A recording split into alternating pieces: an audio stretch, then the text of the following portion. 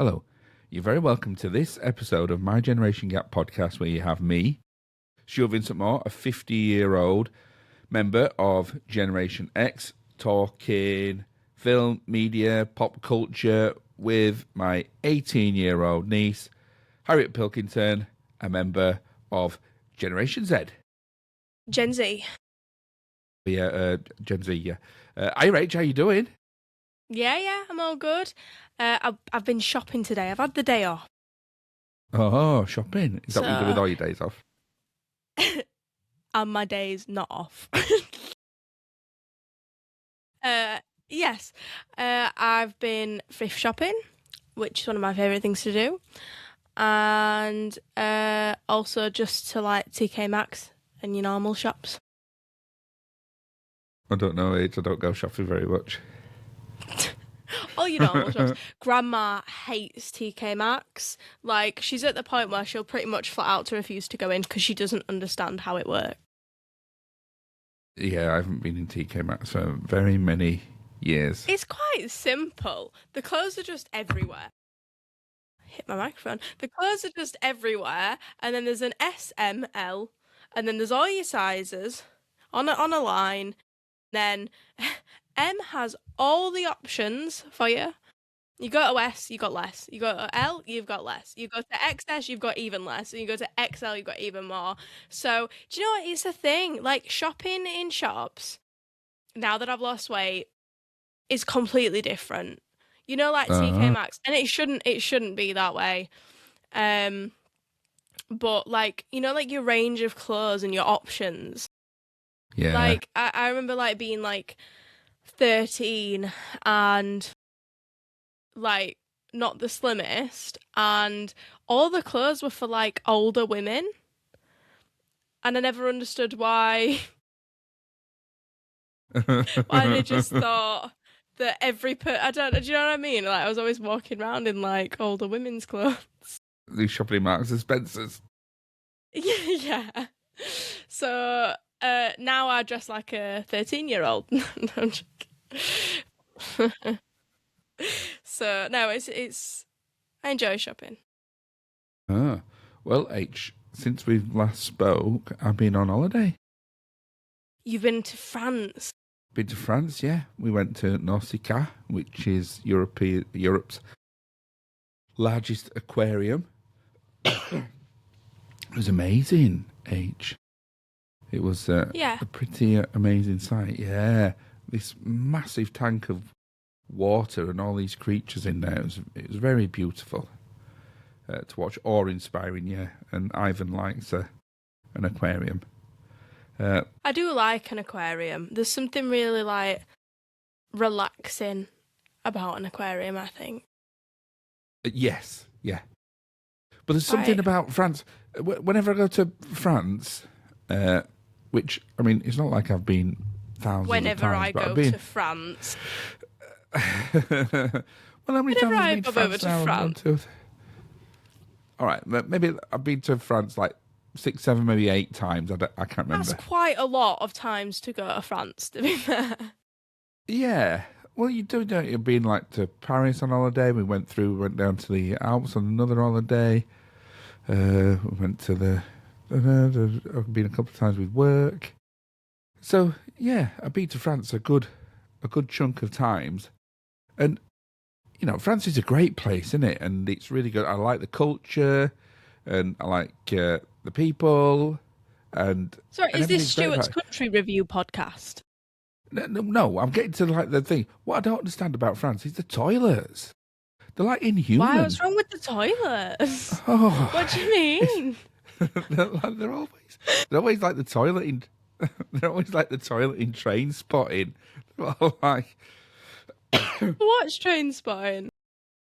Really? Yeah.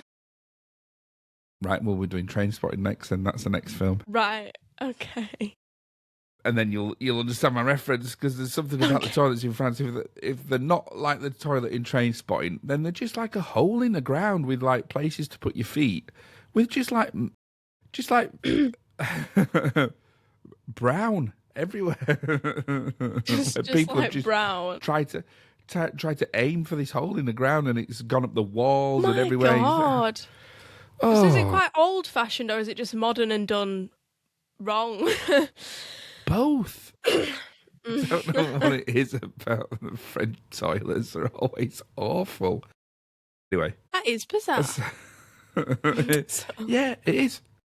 And then, of course, I've realised that going on holiday, we only went for like 3-4 days, but the amount of underpants I have to pack changes like throughout your life. You'll get this as like when I was in when I was your age, Yeah. I'd count up the number of days that I was going away, and that would be how many pairs of pants I'd take. Right? Do you know what? I'm an overpacker. I always put like 3 extra. Yeah, and when you were like younger, when you were like a child, you'd pack like the number of days worth of pants, and then maybe a couple of extra for accidents. Yeah, right? yeah. That's what I mean. Yeah, that's what I do. But then as you get older, you pack more accident pants. Do you have more accident pants than actual pants in your suitcase? Well, I'm getting to the point where More I have than to daily. double pant. Double pant. Yeah, I'm going 2 per day. I wonder at what age you'll get to triple pant. I don't know. I don't think it's far away, the rate I'm going. Yeah. I went out the other day and I had an unexpected sneeze, and I asked myself, I had to go in and get a shower to go home. Yeah. Do you know what? I think we've all been there. Maybe. Yeah, but at least, well, sometimes, it's not like you wake up and you think, sometimes you think, oh, I'm a bit delicate today. I need to watch myself. Don't let anything. No. No, I anything don't know out. what that means. When you think, oh, right, no Tommy Squeakers today, because if you let out a Tommy Squeaker, you might slip up. Right. I think you need to verify for the listeners what a Tommy Squeaker is. Oh, Trump. If you let out a Trump. Our Trump. Yeah, let out a sneaky Trump. A bit of windy pops. And, yeah. And well, because of my gallstones, I'm a little bit the opposite. Like if I burp accidentally, I get like really bad acid reflux. So I have to like try not to burp. But if I'm out and about and I do, sometimes my throat like gargles and you can hear it, and it's like fire in the bottom of the throat. Anyway, I went to see a psychic medium this week. No, not again. We went back. Wait, what? To the same one? Oh, no, a different one. A better one, actually, I would argue. Better? Why? What was better about this one? Because he was really good. All right, okay. Well, how do you know? Because it was pretty convincing. I can't lie. As somebody who is like half skeptic, half believer, it was pretty damn convincing. So, H, have you seen? You saw the video of my Leicester show. Yeah. Right. Where Yep. I literally read people's minds. I know what they're thinking, and then I reveal it, and people are amazed. I suppose. But he didn't get them to write down what their dead relatives' names were on a card. So and then put it in the pocket. We went on Monday. Yeah, put it in the bucket. We went on the Monday night, and I sat right next to the door, as you do. In case you have to run off. And yes. Well, the first one we went to was like, I am sealing all demon entities from this room. And I was like, oh. Like, if you looked at my face, I was like sheet white. So I was just preparing myself for that moment again. So I was sat near the door, but there was so many things. Like a woman in front of me, it said he'd got a husband and he got through to her husband and that. And she was about 80, and he was like, were you married a long time? Which, yeah, is a very safe bet to make. Yeah. So she's like, yeah, we met at school. Then he was like, you met at school, but you were with somebody, weren't you? And she went, no. And he went, yes, you were. Think about it. And then she burst out laughing, and she was like, I was. She says, I was with somebody when I started going out with my husband. And he says, yeah, well, they're both here, and your husband's just decked him. He was really funny. So he just had a bit of a comedy. In fact, just for the comedy effect, it was just a good night. Like, his showmanship was really, really good. So whether a believer or a skeptic, it was a really good night. Anyway, H, let's get down and talk about what we're here to talk about, which this week is the second part of the musical film Wicked. Wicked for Good. Is it Wicked for Good? Wicked Back for Good? Wicked Back. Wicked 2 for Good. Wicked for Good. Wicked for Good. I'm pretty not sure. Back for Good. We should really know what the film. There's a ghost. We should really know what the films we review are called. That would be helpful. The fact that neither of us have that written down. Well, I've got Wicked for Good written down, so that must be. I've just realised I've got that written down. Well, then, yeah, that's probably it. So, Wicked for Good. So, this is the second part of the Wicked film franchise, which is taken from the stage musical, which is a prequel to the Wizard of Oz film. Isn't it Is it a prequel? Or is it the... Wait, the first one's the prequel to the Wizard of Oz? Yeah, I suppose the second one sort of runs parallel to the Wizard of Oz. Yes, no, that makes sense. Yeah, that's right in my head now. A bit like Rosencrantz and Guildenstern are dead, isn't it? Like what? Rosencrantz and Guildenstern. I don't know what that is. So, Rosencrantz and Guildenstern are two characters in Hamlet. And there was a separate play, which was then turned into a film called Rosencrantz and Guildenstern.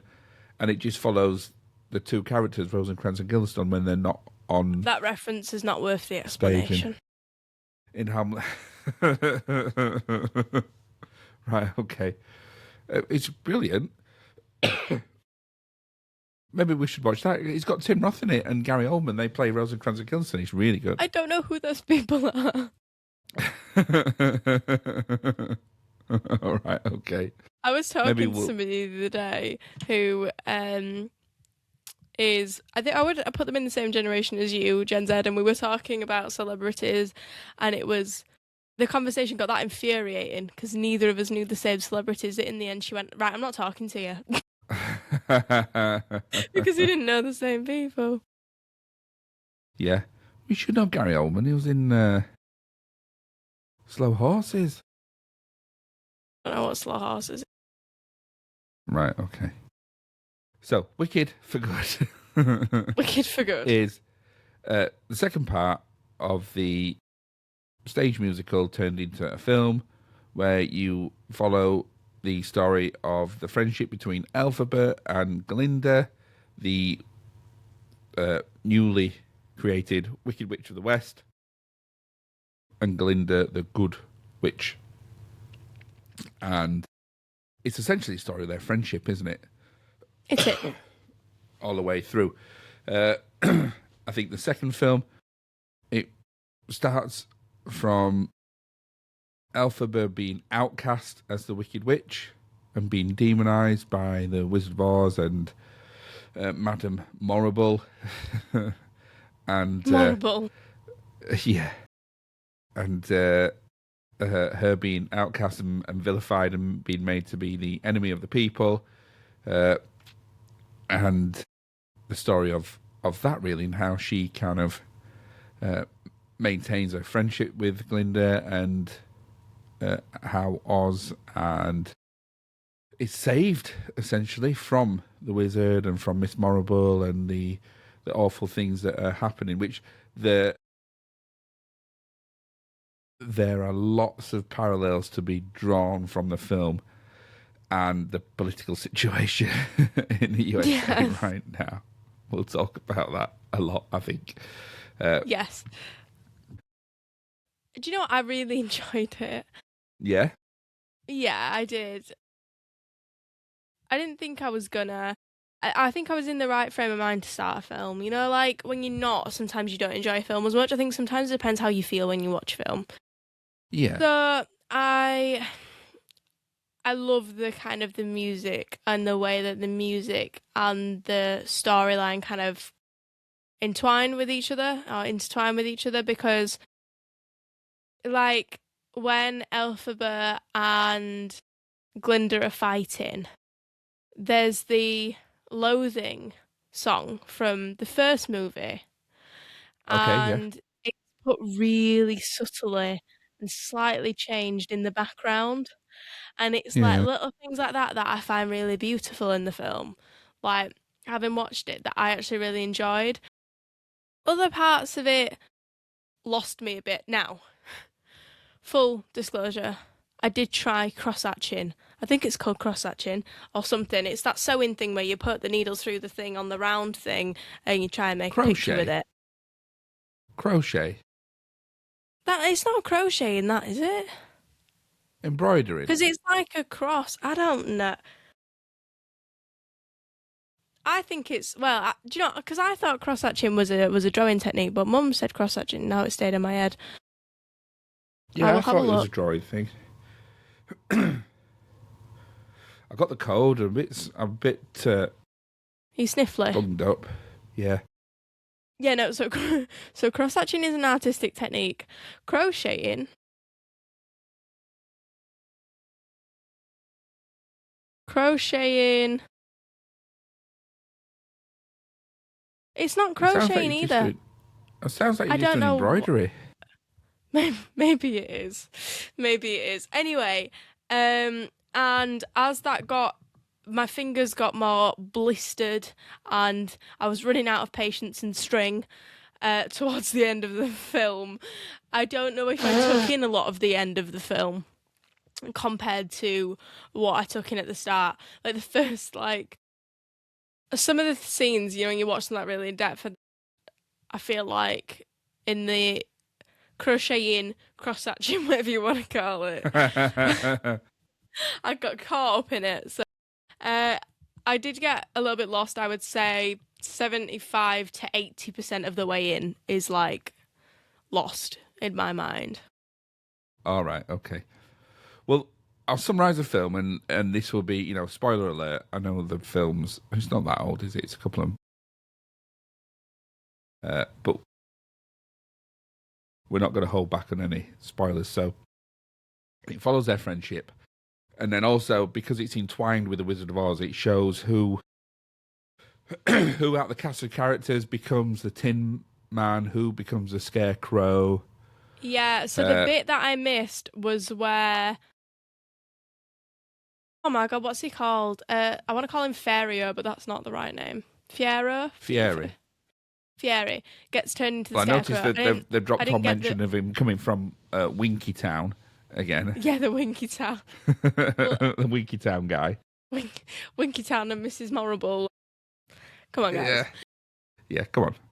Really? I missed the bit where he got turned into the Scarecrow. However, I loved the bit when he got turned into the Tin Man. That was good, and you could see the anger in him. Yeah. Yeah, I think we should talk about that. Yeah. But then also, it looked like it was supposed to be some like big reveal at the end that reveals that actually her Elphaba's father was the wizard. But it wasn't it like obvious from like the opening scene of the first film? I didn't get that, but I also struggled to understand why that was like. Yeah, it didn't feel like a massive plot twist. I don't know why. Yeah, because it was just like I thought it was like implicit that like everybody knew. Because maybe that's why I wasn't shocked, because I do remember seeing it and thinking, oh, okay. Like, I wasn't like, oh, I was like, yeah, oh, all right. It's like, oh yeah. Yeah, I even thought that Jeff Goldblum knew at the end of the first film. And can we talk? If you're going to take a part in a musical, yeah, and you need to take some singing lessons, I think. Yeah. Or at least. Also, is he called practice Jeff what you Goldblum or Jeff Goldberg? Jeff Goldblum. Because I'm sure Mum called him Jeff Goldberg like an hour ago. Well, then Mum's wrong. Well, she looked him up though. She because we were trying to figure out where we knew him from.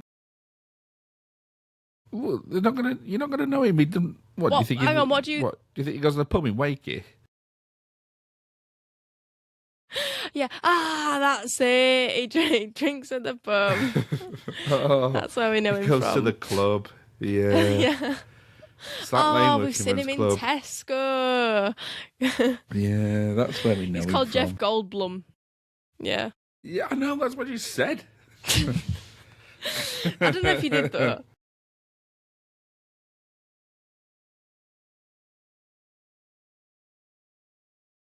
Though, I mean, one of the good things about having a podcast medium age is that everything's recorded and we can actually go back and listen to that. Oh my God. Right, well, I think you said Jess Goldblum and not Goldblum, and I don't think that's the same thing. You thought I said Jess Goldberg. Yeah. Anyway. So we get to see all those things, and then we get to see the behind the scenes of the melting of the Wicked Witch from Wizard of Oz, and I love all that, the way that all that played out. Yeah, I did. For me, H, let me go through what I didn't like about this film. Can I go first? Because I have like one thing I don't like. Okay, go on then. The characters' reactions. Like, didn't her sister die? Like, you just watch your sister be flattened by a house. Yeah. Like, I don't think the reaction was on par with that, to be honest. And it's stuff like that didn't quite get me. Other than that, I haven't really got anything interesting to say.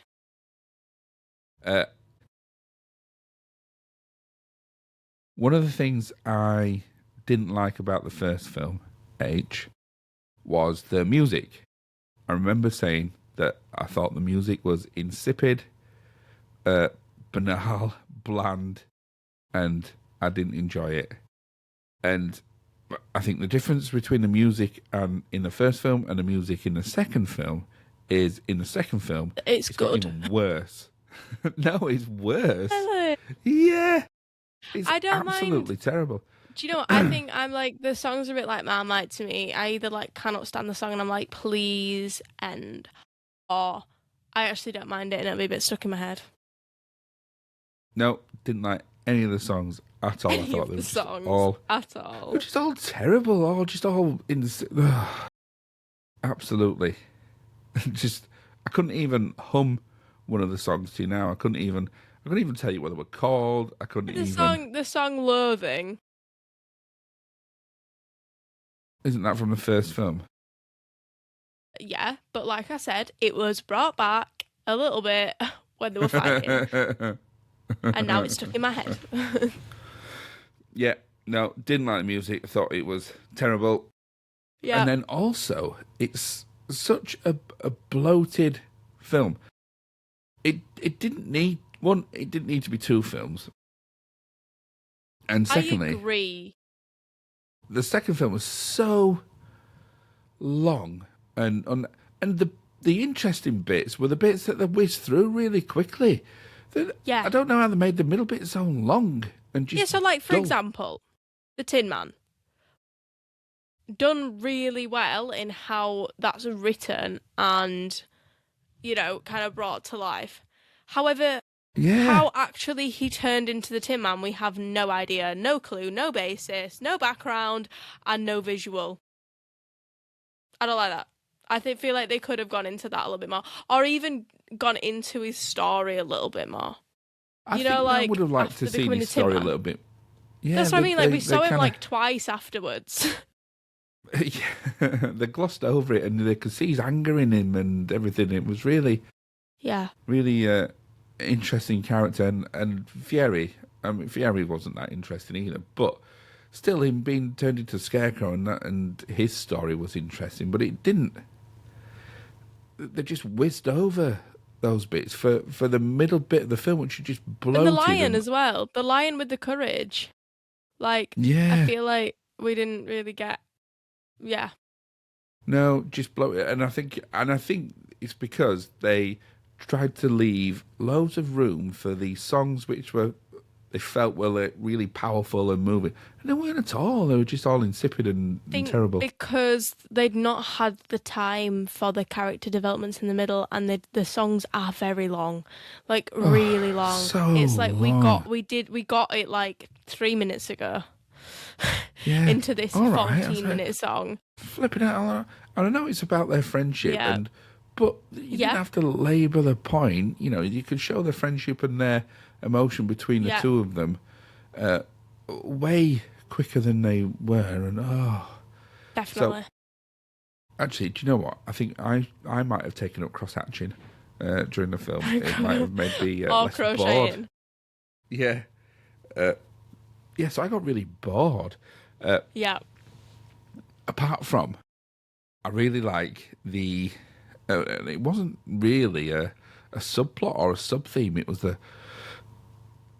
like a really massive in your face. And I think they've done it because of the state of the nation in the USA in the moment. Because it could have just been like... Well, the animals being like the voices. Yeah, like treating anybody who was an outsider. I mean, and this is what's happening in the USA, isn't it? Taking anybody that's an outsider, completely dehumanizing them, literally taking away their voice, and I cried so hard in the first, when I went to the cinema to watch the first Wicked, when the teacher has his voice taken. Yeah. That, and then when we saw him again, my heart, like... Yeah. It's a powerful way of representing, like you said, a lot of things going on. Yeah, so literally taking the voices away of anybody who isn't like the wizard or Mrs. Morrible. And sorry, Mrs. Morrible. So yeah. So yeah, if you're not, in fact, what have I written? Or nothing. But then just using them all for slave labour, just benefiting. Yeah, like the from first scene was quite powerful. Just dehumanising people, using them for slave labour, and building their whole economy on that. Which again is what is happening. Yeah, and then you got Mrs. Morrible. You look at the wizard, and he, all the great grand castle that he's got. I mean, it's massive. Yeah. Like, it's unbelievable. And I have to say, cinematically as well, they portrayed that amazingly. Like, the actual cinematography in this film is awesome. Yeah, the set design and that was really great. Yeah. But I'm surprised, like, he was so close to Donald Trump. I'm surprised they didn't show him knocking down half of the Emerald City and building a ballroom like he's doing with the White House. And then he got Mrs. Morrible, or Madame Morrible, who actually calls herself the press secretary, because she actually is Pam Bondi. She's unbelievably... So the parallels between them two and the the state of US politics, the whole thing is just basically an allegory for the state of the United States as it is right now. Yeah, there's so many... It wasn't even hinted at. It was absolutely in the face and blatant. So I really liked its politics, which is what I liked about the first film. Yeah, I think there's also messages about how we all are as a society socially. Like, I would say in a lot of the world, in the fact that, like you said, if you're different, you're excluded. Not just, with the things that we've just covered, but more so I take it as more so kind of socially speaking as well. Like, I feel like if you're different, you're in a room full of people and you feel slightly different to them, that sometimes you feel like you don't have a voice in that room. And things like that. I mean, there's so many different mini, like you said, I can't remember, did you call them mini tropes? I can't remember what you Mini called them. tropes. Yeah, I Don't can't know. remember what What you do you mean? called them. No, don't know. Like mini storylines, mini points, mini Subplots. situations. Like a subplot. Yeah. Where's the word trope come from? What does trope? Well, I use trope. It's Anyway, like a familiar thing, like a signifier for something that everybody knows. okay. Well, no, a subplot. Kind of the fact that, like with the Tin Man having no heart, he did have a heart. In fact, he was one of the most loving calendars. He loved Glinda so incredibly much, and then he kind of felt like he had to go down this path out of being possibly kind, but then not being truthful to himself, then being truthful to himself, and then somebody wanting to control him, to which that control that she'd done obviously makes him hate her and retaliate against her and eventually have no heart. And I think that that's a really powerful message in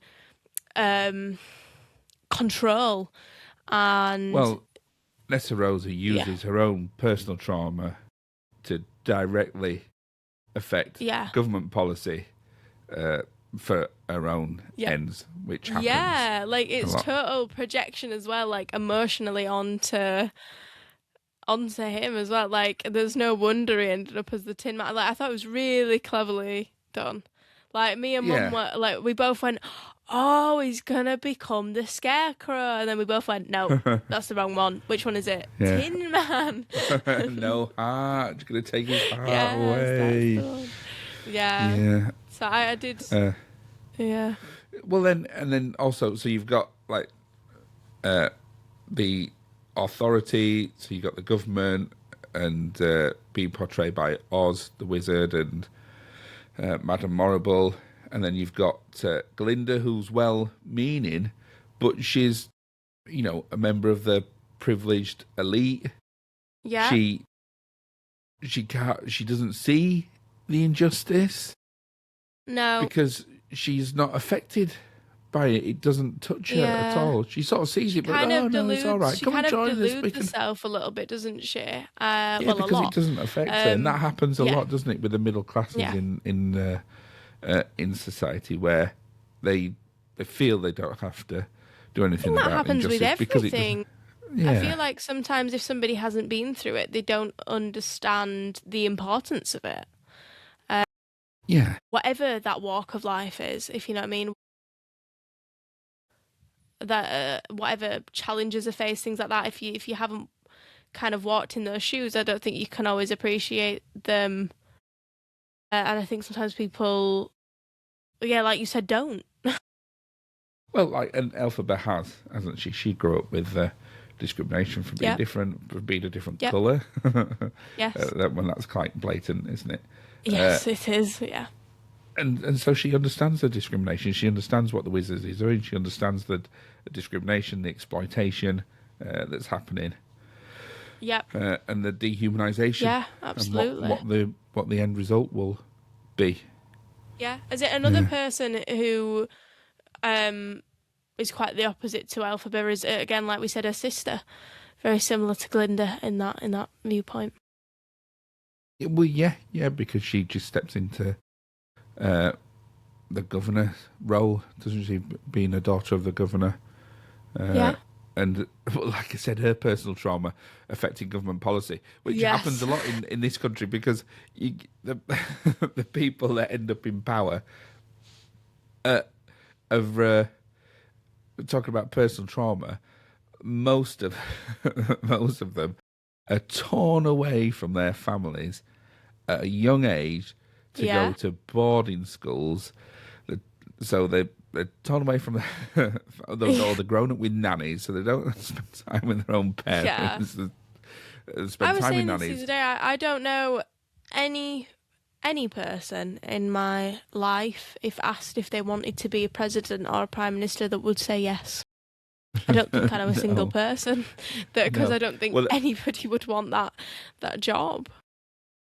And if they did, you'd think, oh, well, you want to do it to affect change. Whereas when David Cameron was asked, when he was going through wanting to be the Prime Minister in his first election as the Tory party leader, they said, David Cameron, why do you want to be the Prime Minister? And he said, well, I think I'd be good at it. That was it. Well, I think I'd be good at it. I think And I'm it's good that- at it. I and should it's that start saying that entitlement. in my hairdressing consultations. You know, like when they ask you to see a portfolio of my work, like, no, you don't need to see that. You just need to know that I think I'll be good at it. Yeah, I just think I'd be good at it. Yeah. So you have all the people in charge of the country ripped out their family's bosom, sent to boarding school where they're, in sharp elbows and sharp knees, isn't it? Like Glenda Jackson said, battling the way to survive in that environment, and then just groomed for a life of entitlement and power. Yeah. No Yeah. humanity, no empathy, no connection to human beings. I think that, yeah, like, I would put myself as quite an empathetic person, and I think I'd struggle with any job, anything to do with anything that I just like hairdressing. Just like hairdressing. That's where I like to be. And I don't just like hairdressing for cutting the hair. I like speaking to my clients. I have a lot of really good relationships with them that I wouldn't have had without doing my job.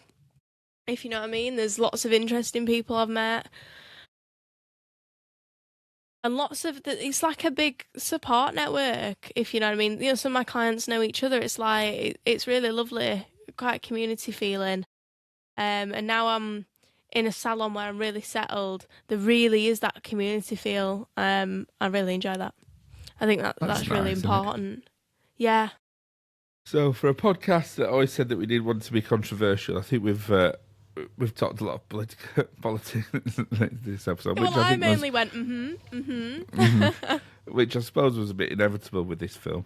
Yeah, maybe you we'll take can't some of really that out. talk about this film without getting a little bit into like ethics and politics. No, I don't think so, because that's what it's about, isn't it? And I know it's about the friendship between Glinda and Elphaba, Yeah. and it certainly was in the first film with an undercurrent of politics. But the second film wasn't.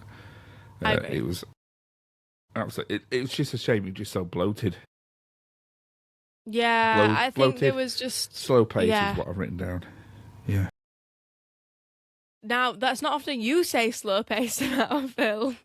That's usually Well, I my know. standpoint. Yeah. I did look. I was like 2 hours 19. Would you give this a Generation Z win or a lost age? What do you think? I would not watch this film again. I don't think it's going to have any influence on future films. I don't think it'll. I would agree with you. I think we might have to give it a loss. I think so. Yeah, like the Wizard I think of Oz, we which might. influenced everything after it. Yeah, I don't think it's that. Wizard of Oz is a. So Ali comes in from work. I'm watching it, and he went, "What is she like? Allergic to water or something?" I was like, "Have you not like watched The Wizard of Oz?" And he was like, "No." Really? There you go. Go. Never ever watched The Wizard of Oz. You have to watch. The Wizard of Oz. It's one of the greatest films ever made. Yeah. Right. I'm not feeling very well at all. Yeah. Also, Anything else to say about what? Also, we can cut this bit out if you don't want it in. But did you actually laugh yourself into fainting? What or not? Because me and Harley talked about something the other day, and I can't remember what the outcome was. And I said I thought that Uncle Stuart had laughed himself into fainting or something.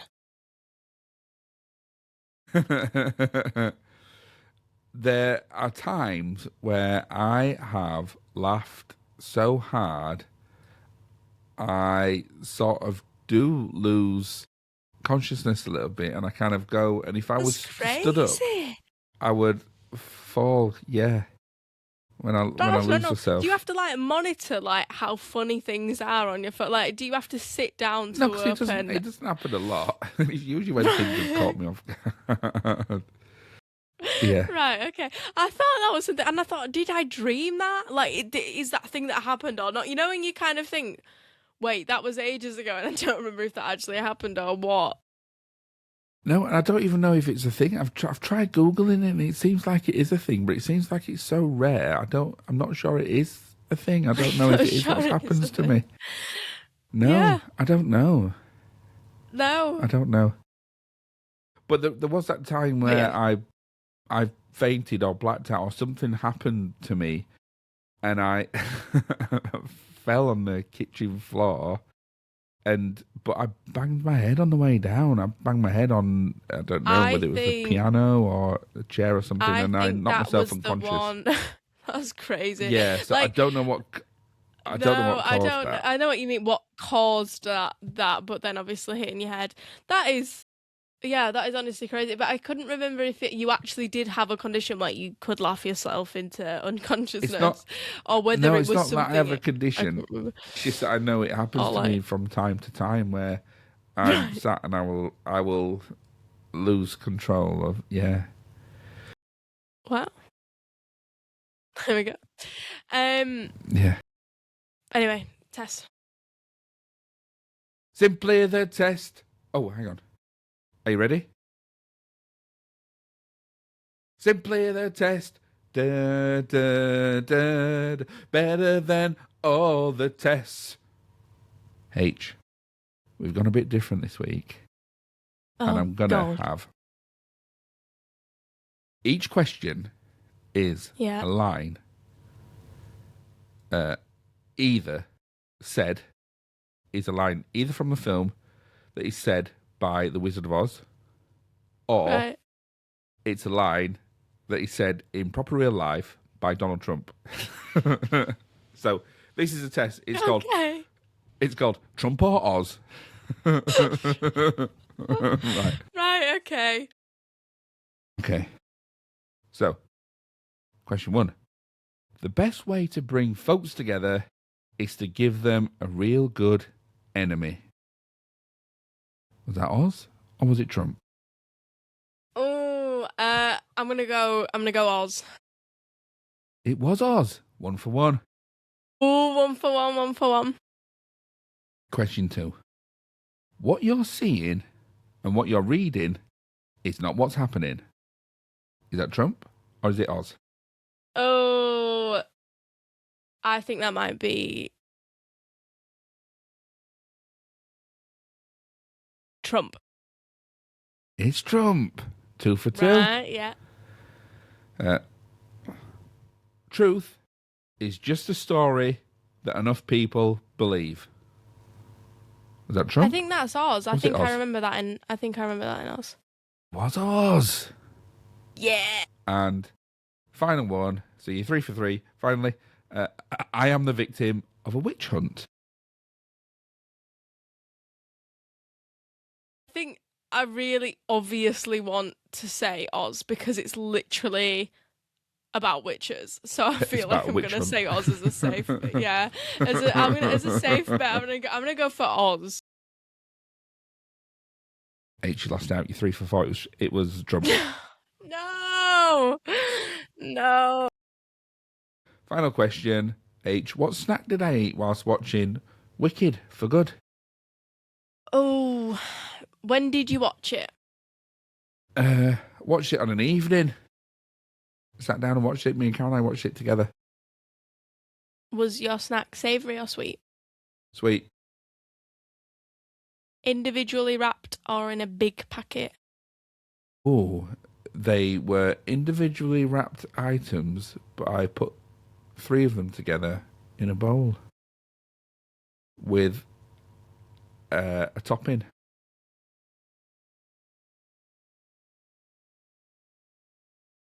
You're not going to get this age. Right.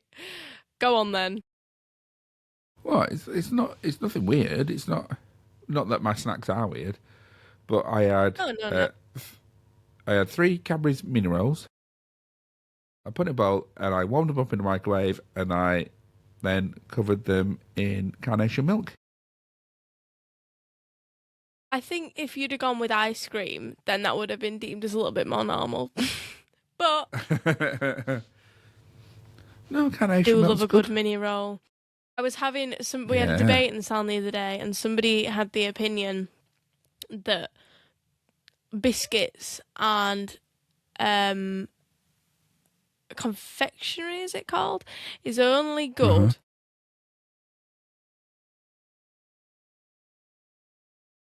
Going off. I've got a million alarms that go off in a day. Are only good if something's covered by chocolate, it needs to be covered well. So we had the debate on what was covered well.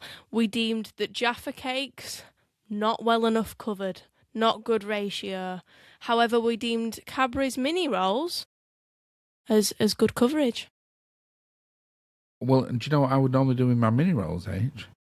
This time I put them Go in the on. microwave and warmed them up, but I've usually eaten straight from the freezer. Freezer, is that actually, do you know what, I could get behind that. Is it good? Yeah. Yeah. I mean, it doesn't make that much difference.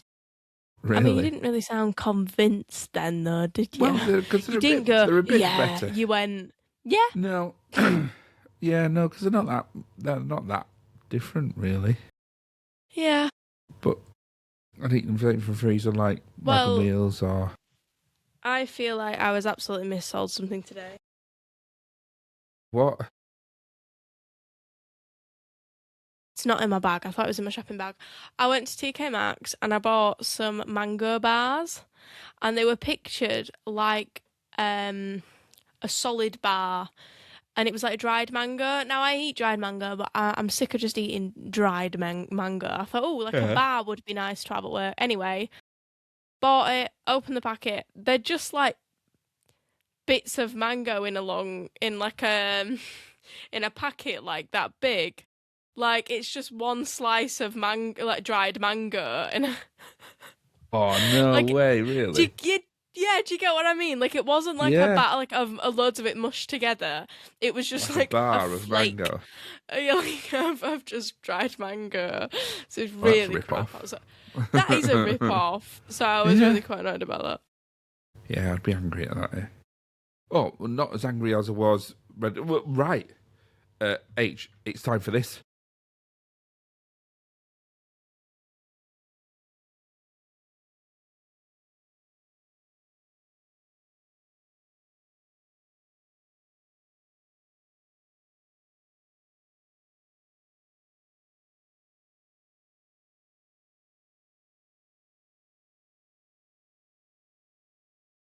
Have you lost your burger phone? I lost my burger phone. Where's your burger phone?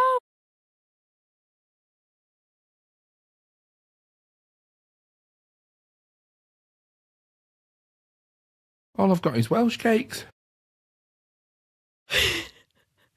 Right. That's how we're getting in contact this week, is Welsh cake. Well, it's here somewhere. I had it 10 minutes ago. Right, H. You didn't eat the wrong burger, did you? Well, do you know, I was really cross. Well, not really cross, but like, I'm in Cardiff right now. Yeah. And Yeah. I walked down to Cardiff Bay from my hotel, which is probably a half an hour walk. Because I thought, oh, there's a good burger place here online, and it's getting really good reviews. So I thought, no, I'll walk down there. Oh, it's half an hour walk. Could it be bothered? Yeah, do you know what? I will. Because it's got good reviews. So let's go down and have a look. And I got all the way down there, H, and it's a place called Hub Box. And I got there, and I got into the door, and I waited at the place where it says, please wait to be seated. And the guy came up to me, and he said, I said, table for one? He went, yeah. He said, I'm just going to let you know, that if you've come here for a burger, we've got no burgers. What? At a burger place? Yeah. So have we got a burger review this week? Well, yeah, because I've always got a couple of burger reviews in the bag. Okay, I was going to say no burger phone and no burger review is not acceptable. I know what's gone wrong today. What's gone wrong? And it wasn't like it was like 10 o'clock at night and it was like a really busy Friday and they go, oh, we sold out of burgers today. We're going to get some more in the morning. It was 6 o'clock. Wednesday. On a Wednesday night.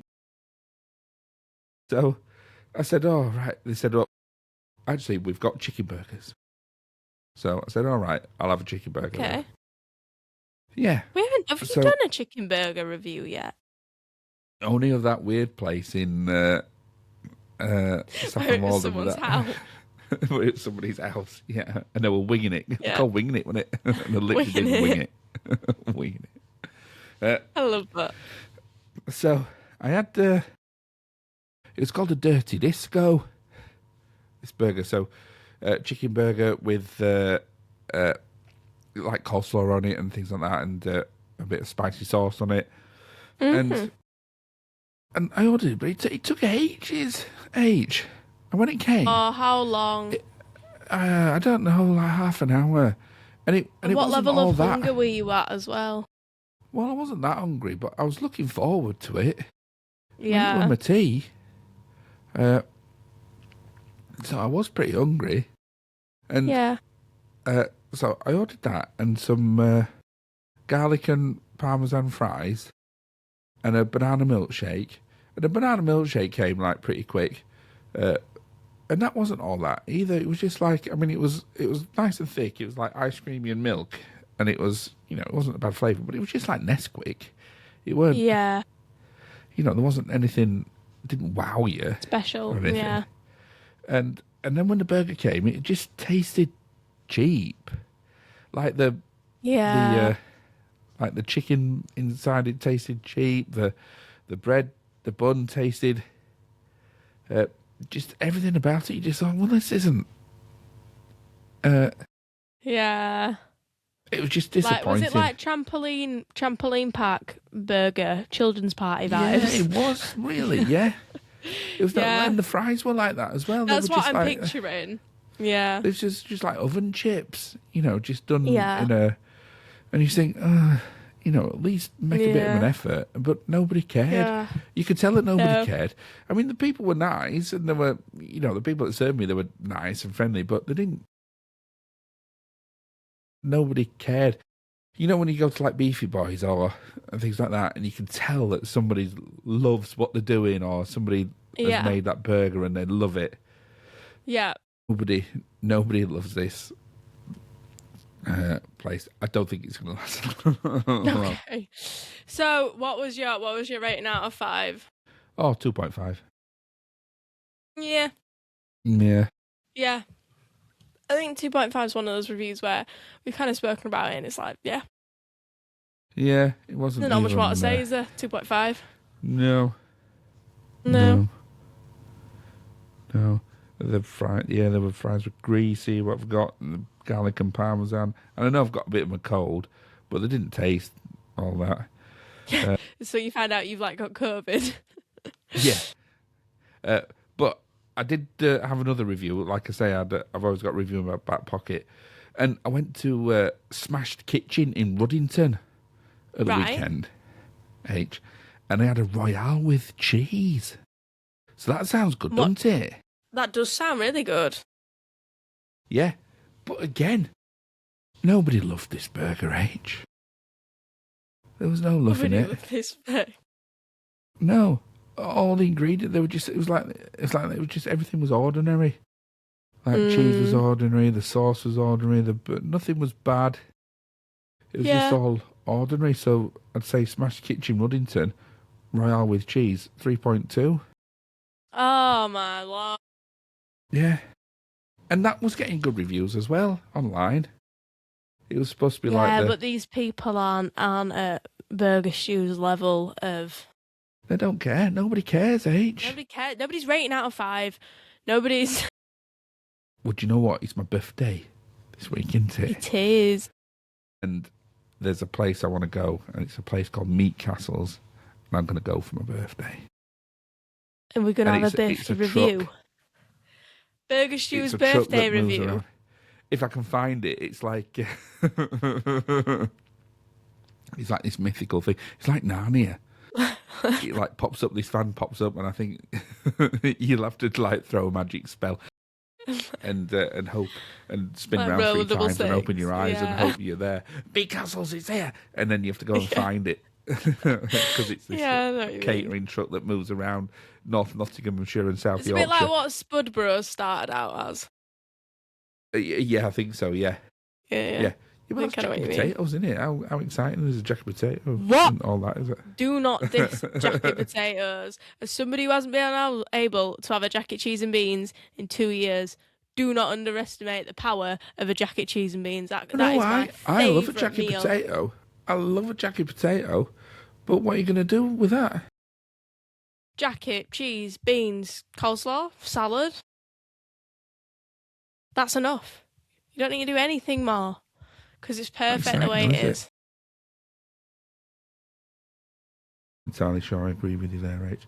Anyway, it's Burger Stew's burger review, in it, not H's jacket potato review, is it? Yeah. Write your own theme tune and get your potato review in. Harriet's potato review. Yeah. You're a potato. Where did that come from, H? Yeah. Tell I'm poorly, I'm tired. Yeah. You need to go to sleep. I'll tell you what, H. It's not been the greatest of weeks. Come back from France where they've got inhuman toilets to watch a film that bored me. To have a burger that didn't have any burgers. To get a burger that I was really looking forward to, and then to be told didn't have any. We've got no burgers, and I've got a cold. I mean, I'm surprised and you lost your burger phone. And I've lost my burger phone. Where's that gone? It was here. Are you at crash out I've seen mode? it. Is this Burger Stew's crash out? Yeah, Burger Stew's had enough. I'm burgered. He's off. Yeah, he's off. Yeah, so on that note, H, we'll call that night, apart from what's your telly been? So me and Harley just started watching Killing Eve, and I've watched Killing Eve before, and I love Killing Eve. And I've been trying to convince him to watch it for like a year and a half, and he clicked on it, and I thought, don't move, because I thought he's forgotten that I suggested it, because if I suggest it, we're not allowed to watch it. So I stayed really quiet until we got like 15 minutes in where it gets really good, and I went, aha, I told you you'd like it. This is a series that I suggested. So you watched it? Have you watched? We're only on like the second episode, but I have, like I said, I have watched it before. Have you watched it before? Yes. What are your thoughts? I didn't like it. What? I'll tell you what I liked amazing. about it. I liked the dialogue that was written in it. I liked the way it was acted. I liked the way it was the acting. Done. The acting but the for Villanelle. Yeah, and if it wasn't for that, the whole thing would just fall apart, because the storyline, the plot and everything is just nonsensical. It's ridiculous. It's ludicrous. You really need to have a nap. Because you're slating jacket potatoes. You're slating jacket potatoes. You're slating Killing Eve. Wicked for good. Done nothing but talk politics all the way through You've gone podcast. wicked for good, Stuart. which we said we wouldn't do. Yeah. The episode where nothing goes to plan. I think I'm overtired. What's your telly been? Well, do you know what? I've finished off quite a few things. I've finished off Irish Traitors. Irish Traitors? Yeah. Have you not been watching that? Better than normal Traitors? It's different to normal Traitors. Okay. In that, the one, They swear so much. It's brilliant. Do they? Oh yeah, it's like being with our family. It's like being with Jimmy Tissue's family. Yeah. I remember Grandad used to love that video. You know, have you ever seen the video of the bat in the kitchen? Catch him, Daddy, catch him. And there's the bat flying around the kitchen. And Grandad used to show me it and then apologise for showing me it because it has a lot of swearing in it and stuff. So he'd show me it and then he'd go, oh, but I shouldn't show you it. And then he'd go, you but watch it. And they, it's like, so you know in the Traitors, H, they have the breakfast and there's a bit of chat around breakfast, isn't there? But not too much, Yeah. you know, there's like chat and everybody's friendly and nice and there's a little bit of whispering and things like that. And then there's little bits in the of private interviews, whisperings they're around like, the house. I'm on to so-and-so. And then there's, then they do the task, right? And then there's little bits of whispering around the house. Yeah. In Irish Traitors, H, it is all just proper. Just, Is just it like gossip. the round table constantly? Yeah. I mean, half of the programme is the round table, H, and they go on for... I mean, they must have edited those round tables down from... They must have been there for like 6 or 7 hours. I need to watch this because one of the things that I like about the Traitors is how it's got a little bit like uniformy. I feel like this is something I need in my life. Yeah, they're just... Honestly, they're just at each other all the time. The total bag is brilliant. Have you got favourites and least favourites? Yeah. I've watched it all now. I'm really glad the people that won it. Right. I need to go watch it. You need to go watch it. It's really... Because you think it's going to go one way, and then actually the people that win it, you just go, oh, yes. It's good. Yeah. So watch that. So it's been good telly. But honestly, H, just flick through you can flick through the challenges on them, H. But to be honest with you, the challenges they're only about 10 minutes long. They're your least favourite bits as well, aren't they, in the Traitors? Yeah. Like, you'll just skip to round tables sometimes. Round tables like 30 minutes. They just go on and they do not hold back. Do they shout at each other as well? They don't shout at each other. No. But right, but it's just like, it's just like controlled swearing. Not even controlled. It's great. It's really good. Wow. And then we binge watched Small Profits. Right. Which is the Mackenzie Crook sitcom on BBC One, and that's beautiful. Actually, H, you should watch that. That's it's on what, BBC? It's on the iPlayer, Small Profits, and it's about a guy that works in a hardware store, but he's growing little homunculi in his shed, who are little sprites in jars, and they can only speak the truth, like these little pixies in these little jars. It's really good. What year is it from? It's just been made just now. Oh wow. Okay, that's fun. Small Profits, and then we finished Down Cemetery Road as well. H, right. Which was absolutely terrible in the end. So I wish I hadn't bothered. Right, I won't bother with that one then. I'll just do the other two. I'm going to have to write that down, like otherwise I'm going to forget. It's a bit like Killing Eve, where the the dialogue's okay and the acting, the actors really hold it all together, but actually the storyline and the plot are nonsense. Yeah, in the end just fell off. Yeah, you just think, and you just get bored of it. Yeah. Which I got bored of Killing Eve. Just like I got bored of Wicked for Good. Apart from the last 15 minutes. Yeah.